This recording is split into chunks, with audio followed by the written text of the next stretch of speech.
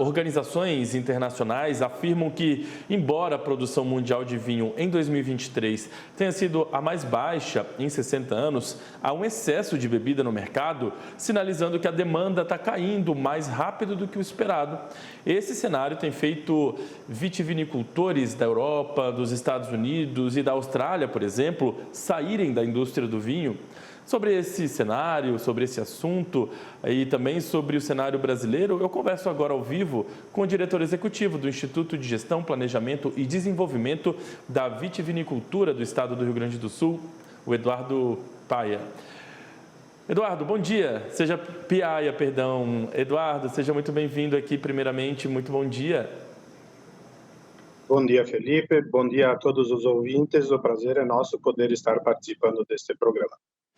Eduardo, eu queria entrar no cenário aqui brasileiro, ter a sua análise, para saber como está se comportando aqui, pelo menos. Mas antes, eu queria, de repente, um comentário seu em relação a essa visão mais global mesmo. Vários países do mundo têm sofrido com esses desequilíbrios entre demanda e oferta.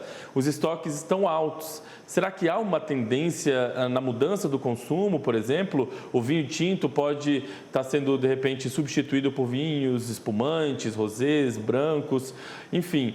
Existe essa tendência aí de mudança, esse movimento de mudança no consumo de uma maneira global mesmo?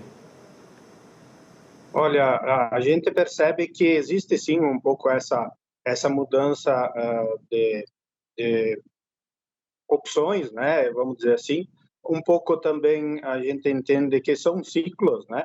É evidente que hoje temos uma visão clara também de que os consumidores já experientes, vamos dizer assim, que já conhecem o vinho, eles têm já um hábito de consumo daqueles vinhos mais tradicionais. E o Concevites, por exemplo, né, o nosso instituto tem trabalhado muito também na busca do novo consumidor, né? Aquele consumidor que ainda não conhece muito os nossos produtos, e talvez a porta de entrada desses consumidores são produtos mais jovens, mais leves, né? Então, também os espumantes, os moscatéis, isso acaba levando também um pouco a mudança de conceito, vamos dizer assim, né? Isso também acaba tendo um reflexo também em outros países, provavelmente, né? Que estão buscando também novos consumidores dentro dos seus locais, né? E aqui no Brasil não é muito diferente, mas é evidente que, em modo geral, existe sim uma adaptação, mas são ciclos também que a gente já percebeu isso no passado, que em alguns momentos os brancos eram mais procurados, agora temos um período que os tintos são mais procurados, isso também oscila um pouco mais na parte do consumidor, com esse entendimento de buscar outros produtos diferentes também. E de modo geral ainda, numa análise global, as mudanças climáticas cada vez mais acentuadas, os custos de produção, são fatores que também podem colaborar aí para esse cenário mais difícil vivido por esses produtores dessa fruta que, de fato, é uma fruta mais sensível, Eduardo? Sim, sem dúvida nenhuma. Vamos imaginar que os efeitos climáticos daqueles países são outros. Nós aqui no sul, principalmente, esta última safra enfrentamos aí principalmente nos períodos aí de setembro, outubro, principalmente, períodos de muito excesso de chuva, né? Em períodos muito curtos, onde também interferiu muito no período da brotação, da floração da uva. Isso comprometeu muito a nossa safra. Então, de fato, os efeitos climáticos têm provocado problemas, né?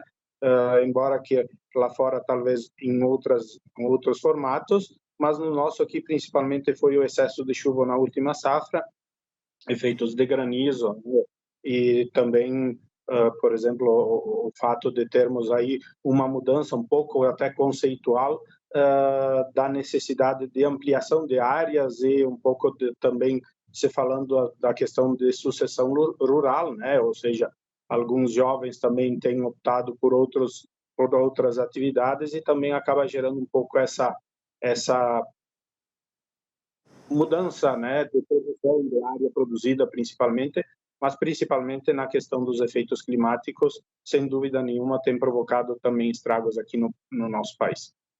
Eduardo, esse desequilíbrio entre demanda e oferta, essas questões climáticas, questões de custos de produção, de fato, então, no mundo, nos Estados Unidos, na Europa, na Austrália, tem tirado alguns produtores rurais, alguns agricultores da atividade, eles têm optado, então, para migrar para outras atividades. Isso no mundo.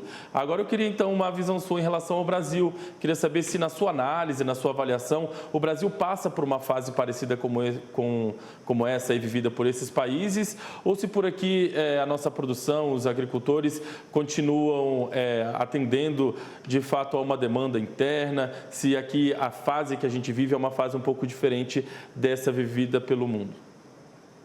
É uma fase um pouco diferente em termos de produção e ampliação de área produzida. Nós estamos crescendo, ou seja, estamos crescendo inclusive para diferentes estados que não tinham esta produção como uma atividade importante, né? E já temos importância em diversos estados brasileiros, já temos produção de uvas e vinhos em praticamente 18 estados e até se ampliando, né? Então isso é importante quando a gente fala de que essas regiões só recebiam produtos de fora também, já passam a produzir e consumir, então fala-se de vinho, de suco, de espumante também nesses locais, então isso é importante em termos de mercado. Por outro lado, as pequenas áreas têm sofrido com essa ampliação de custos de produção. De fato, esses efeitos climáticos provocam um aumento de custo, a nossa dependência de muitos produtos que vêm importados também de insumos tornam esse custo de produção maior, né? Então, acabamos, em termos de produção de uva, tendo uma produção maior e muitas propriedades menores acabam, às vezes, não se viabilizando e desistindo da produção. E, por outro lado, o custo de produção do vinho também é alto e a nossa carga tributária também interfere muito, né? Tornando uma concorrência desleal, né? Muitas vezes, com produtos importados, sejam eles de forma legal ou de forma de descaminho e contrabando, que é outra questão que tem crescido muito. Então, de fato, essa questão tem nos preocupado bastante nos últimos tempos. A produção até está em crescimento, mas também temos áreas menores deixando de produzir porque não se tornam mais viáveis. Isso é uma realidade no Brasil também. Muito bem, Eduardo. Eu queria agradecer demais a sua participação com a gente aqui. É bom saber que a gente não vive uma fase parecida, que a gente vive uma fase um pouco melhor do que essa aí, apontada por alguns países pelo mundo, né? E a nossa torcida é para que o setor se fortaleça e se estabeleça cada vez mais aqui no país. Essa é a nossa torcida, que a gente está sempre do lado, né? Do agricultor, do produtor rural, aqui no canal AgroMais e também no canal Terra Viva. Muito obrigado mais uma vez pela sua participação. Um abraço aí ao pessoal do Concevits, né? E estamos sempre abertos aqui ao diálogo para a gente voltar a conversar sobre outros assuntos do setor, viu? Muito obrigado. Obrigado a vocês também pela oportunidade. Estamos sempre à disposição e sempre trabalhando em prol desse setor, né? Onde que temos aí produtos excelentes, maravilhosos, com premiações. E isso é sempre importante também a gente valorizar e fomentar para podermos continuar desenvolvendo o setor e o país. Muito obrigado pela oportunidade.